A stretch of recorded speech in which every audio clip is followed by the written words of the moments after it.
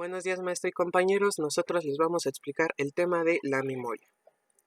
Me presento, soy Diego Yal Echeverría Quijano y yo les voy a explicar acerca de qué es la memoria. Como dije anteriormente, ¿qué es la memoria? La memoria es la capacidad para almacenar y retener la información. Cuando memorizamos es necesario codificar esa información de manera en la que se pueda crear representaciones mentales. Estas representaciones van a ser tres. La primera, la acústica. Esta va a ser para los elementos no verbales. La segunda, los elementos visuales, las cuales van a ser los no verbales. Y por último, de forma semántica, las cuales estas van a ser el significado. Terminando de hacer este proceso, la información se almacenará durante cierto periodo, es decir, de corto a mediano plazo. De acuerdo con Tomen, existen tres fases de la memoria, las cuales son la número 1, fase de codificación. Esta consiste cuando una persona recibe un conjunto de información externa, las cuales serán procesadas y transformadas en códigos verbales, en códigos visuales y en códigos sensoriales. La segunda fase va a ser la de almacenamiento. En esta fase, una vez que la información ya tenga un significado, esta va a ser almacenada y se va a retener en el cerebro. Y la última fase, la fase de recuperación, va a consistir en la extracción de la información que anteriormente fue guardada a nuestro cerebro. El ser humano siempre recurre a la memoria, ya que esta capacidad está vinculada a la sensopercepción, pues a través de esta habilidad somos capaces de recordar olores, sensaciones, recuerdos, imágenes, etc. Ya para finalizar, les voy a explicar los tres tipos de sistemas de almacenamiento de la memoria. Estos van a variar, depende de su función y del tiempo en la que van a almacenar la información. El primer sistema va a ser la memoria sensorial. Esta memoria va a consistir en el almacenamiento de la información inicial. Este tipo de memoria solamente va a almacenar la información durante ciertos momentos, y si este tipo de información no se almacena en otro tipo de memoria, se va a perder para siempre, siendo reemplazada por otro tipo de información. Como ejemplo podemos tomar cuando vemos una imagen. Al momento de ver una imagen durante fracción de segundos y volvemos a ver ahora otra imagen, la primera imagen que vimos se nos va a olvidar, ya que ahora vimos la nueva imagen y así olvidando la otra. La segunda memoria o el segundo sistema va a ser la memoria a corto plazo, también conocida como memoria primaria o memoria de trabajo. Esta memoria va a contener todo lo que estemos pensando. Esta memoria no solamente va a almacenar de forma breve la información, sino que también la va a procesar. Mediante el repaso mecánico se va a retener la información en esta memoria por 1 o 2 minutos repitiéndola una y otra vez. Como ejemplo podemos tomar cuando estudiamos un examen, una exposición, etc. Al momento en que vamos a repasar y a memorizar los temas, solamente se van a retener para el examen, para la exposición, etc. Y al momento en que pase ese suceso, la información se va a desechar enseguidamente. Y por último, la memoria a largo plazo.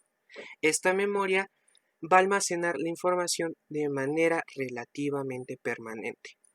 La recuperación de información en este sistema se va a facilitar gracias al uso de señales o nexos con materia ya existentes en esta memoria.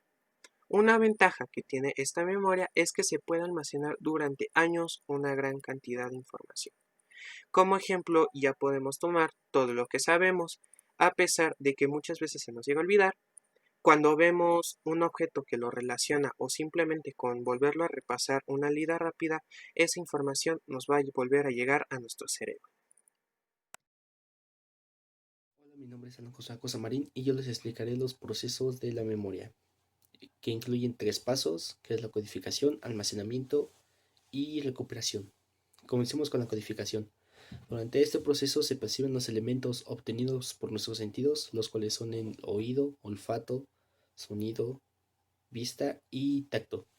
Durante esto, Con esos 5 sentidos nosotros percibimos la información del exterior para después codificarla o interpretarla y enviarla a lo que es la memoria.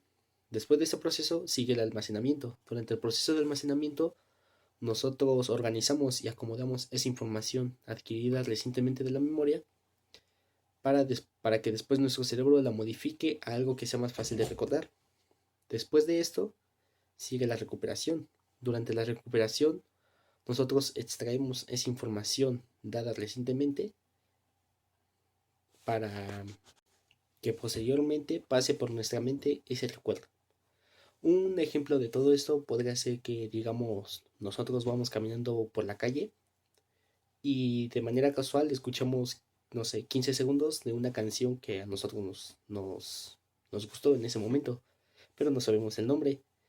Entonces ahí entra el proceso de codificación. Por medio del sonido, el oído, interpretamos lo que es el sonido, el ritmo y las voces de la canción.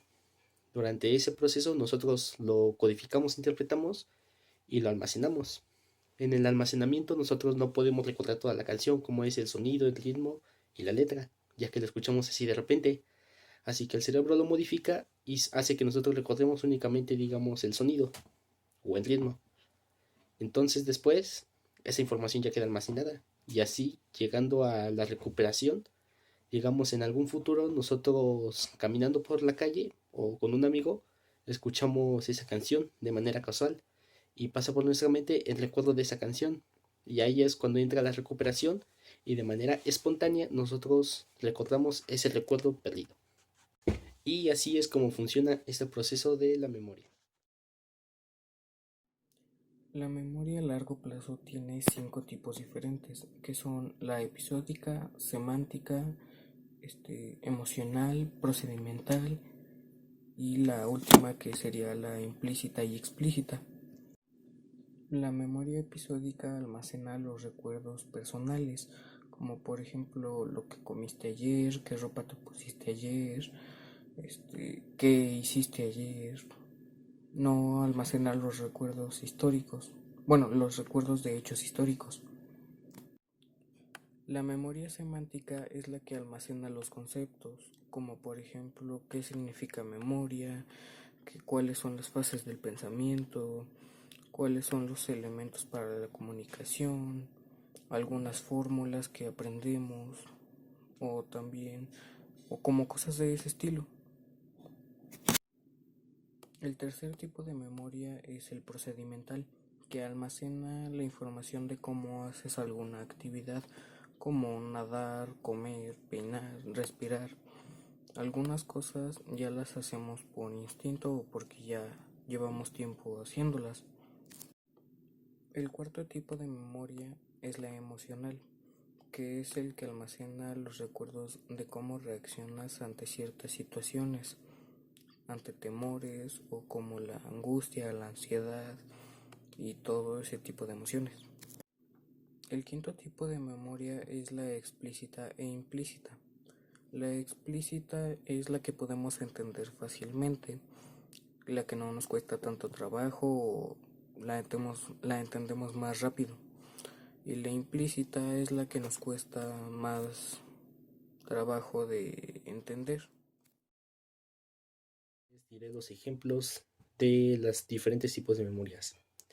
Número 1 está la memoria episódica. La memoria episódica son recuerdos personales o biográficos, como el primer día en que entramos a la escuela, la primera entrevista de trabajo que tuvimos en nuestra vida o cuando cumplimos los 18 años, que es cuando nos volvemos adultos y se vuelve un momento conmemorativo de nuestra vida. También está la semántica, que son recuerdos que almacenan conceptos o significados, como saber qué es un gato, un perro, una tortuga, o recordar el nombre de un familiar o un amigo, o también recordar fechas importantes de eventos. También están las memorias procedimentales, que son recuerdos de procesos complejos, como recordar cómo se juega o se practica algún deporte, como lo es nadar o alpinismo, o también cómo jugar o las reglas de un juego de béisbol, fútbol o baloncesto. También otros ejemplos son recordar cuál es el proceso de una fórmula matemática o el proceso de cómo cocinar algo. También están los recuerdos emocionales, que son aquellos recuerdos que tienen cargas emocionales, como recordar algún trauma que tuvimos en nuestra infancia, recordar algo que nos hace reír o llorar, o también recordar cosas que nos hacen enojar, o también momentos alegres, felices o divertidos. También están los recuerdos explícitos, que son aquellos recuerdos que son completos y sencillos, como por ejemplo el número de algún familiar, amigo, tía o incluso nuestro mismo número, la ubicación de alguna casa de alguna persona o también recordar el nombre de otra persona. También está la memoria implícita, que se obtiene mediante experiencias, como por ejemplo cómo manejar un auto o el proceso de cómo aprender a cocinar, o también digamos un arquitecto con el paso del tiempo va aprendiendo mediante la experiencia cómo crear una mezcla de algún adhesivo, ya de manera perfecta podríamos decirle. También está la memoria sensorial, que son aquellos recuerdos muy breves, como por ejemplo cuando vamos caminando hacia la calle y recordamos los olores, los recordamos en un momento muy breve. También puede ser el tono de voz de alguna persona o la textura de diferentes objetos, como por ejemplo esa calculadora, que puede ser muy lisa, o